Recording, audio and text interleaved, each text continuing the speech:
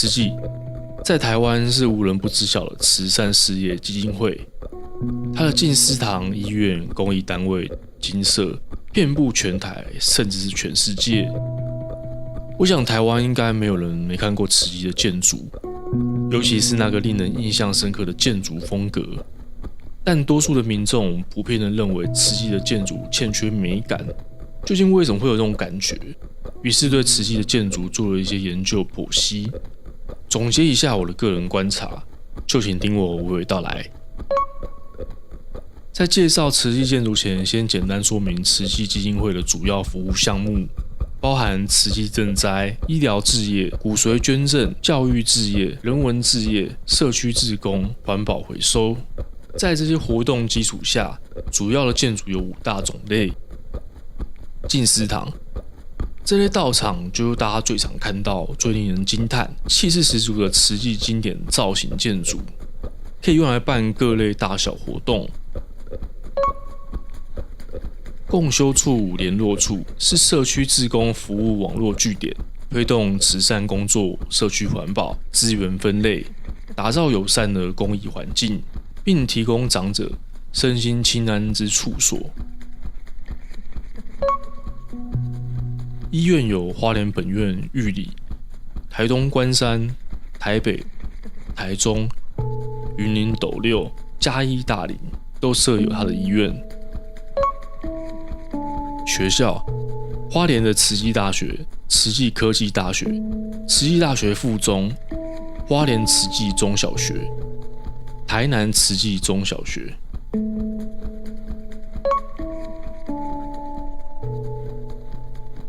出版传播，位于关渡的大爱电视台，还有各地的书轩。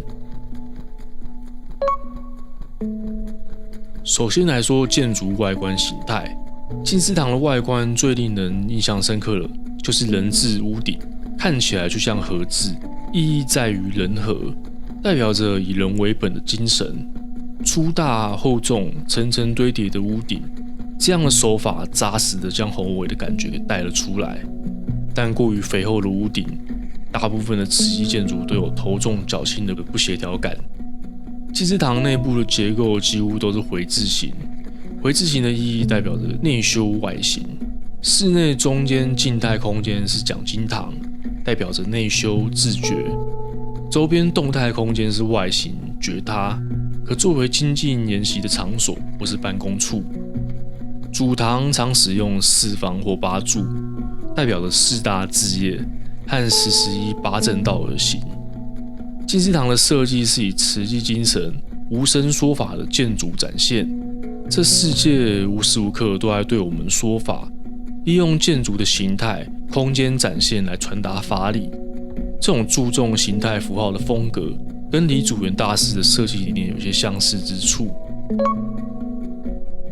接着是颜色，慈济在各处新建据点，所有的建筑几乎都是单一水泥灰色的外表。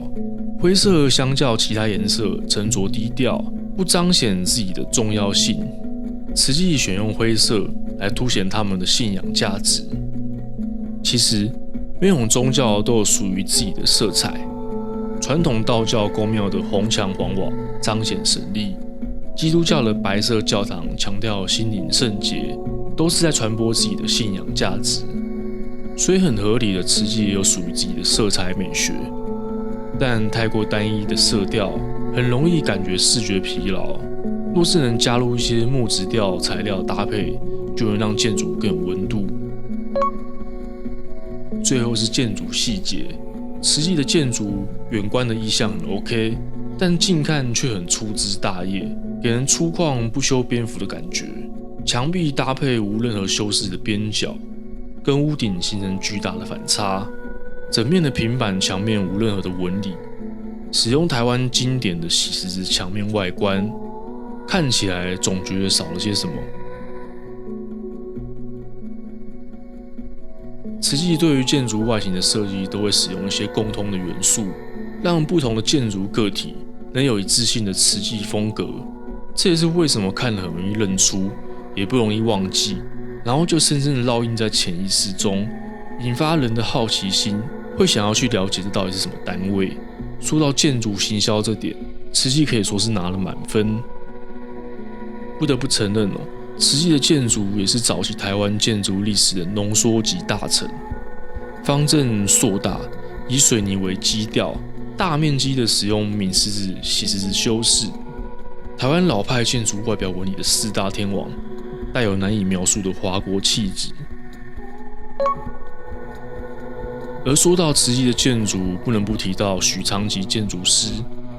许长吉建筑师事务所成立于1975年，是台湾唯一专业从事医疗建筑设计的事务所。目前已经设计超过100栋医院。一开始与慈济接触时，是在1982年的花莲医院的建筑竞图，当时5家建筑事务所竞争，他只拿了第3名。不过他的论述却打动了证严法师。证严法师回忆当时说：他为什么让我感动呢？我跟他对谈的时候，他不是跟我说，我是用什么科技我是用什么本领，我是用什么常识，我是建筑到位多有名。他没有跟我谈这一些，我就问他说：你用什么样的精神要盖这个医院？他一个回答就是说：我把它当作亲像我家己的囝同款，我要安怎来培养我的囝大汉？伊若是安尼，就是这间病院呢是有灵魂的，意思就是讲活的，是一种呢活的建筑物，不是呢冷冰冰的一个艺术品。所以一再的验证，建筑师最大的武器就是论述。尽管设计不是最好的，但是设计理念能打动业主，还是能拿下案子。所以学会如何说话，绝对是建筑师一生的必修课。从此段影片也可以看出，慈济的建筑从来就不是要求好看，而是要用心浇灌，才能充满灵气。最一开始设计的慈济医院可以说是中规中矩、机能优先的极简主义。之后慈济发展的越来越大，他也参与了慈济相关的各类建筑。许长吉建筑师在每一个作品中不断的尝试不同的创新，从中逐步探索出属于慈济自己的独特风格。另外值得一提的是，在2000年9·11大地震后，慈济的原建工程师他也参与其中，像是竹山小学、南投小学、土城小学、清水小学。做设计的同时还能积福报，蒙拉讲 C 口。不过这到底是慈济风的小学，还是小学风的慈济，我实在是分不出来。这些建筑的形态很容易让人再次想到李祖原，这是专属于他们那个时代的味道。再来看看海外的慈济，慈济在海外有54个国家，超过300个据点，因此国外发生灾难，慈济救灾救援的速度都是最快的。大部分的分会都很低调，就像是一般的社福组织机构，但仍然能看出慈济的特色。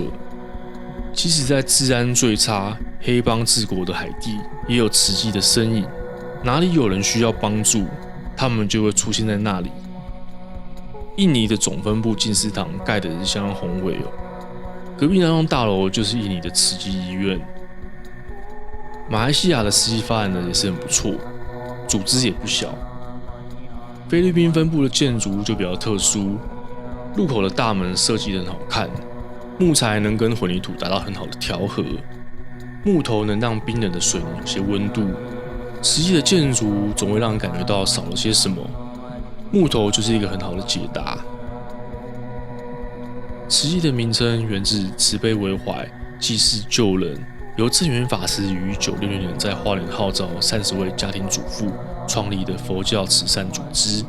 50多年后的今日，慈济已经成为台湾佛教新4大名山，会员1000万人，志工200万人，救助过85个国家地区，以感恩的心付出无所求，为每位受难者付出真诚的关怀。尽管因为组织巨大，偶尔引起争议，但仍然无法否定慈济做了非常多的善事，发扬想让世界变得更好的大爱精神。この番組はご覧の最后的总结，实际的建筑以形态来看，确实富有台湾在地的建筑特色，在全世界也是很难找到的独特且风格强烈的建筑品种。OK， 本期影片就到这边，欢迎订阅分享，并留言提出你的看法。我们下来见。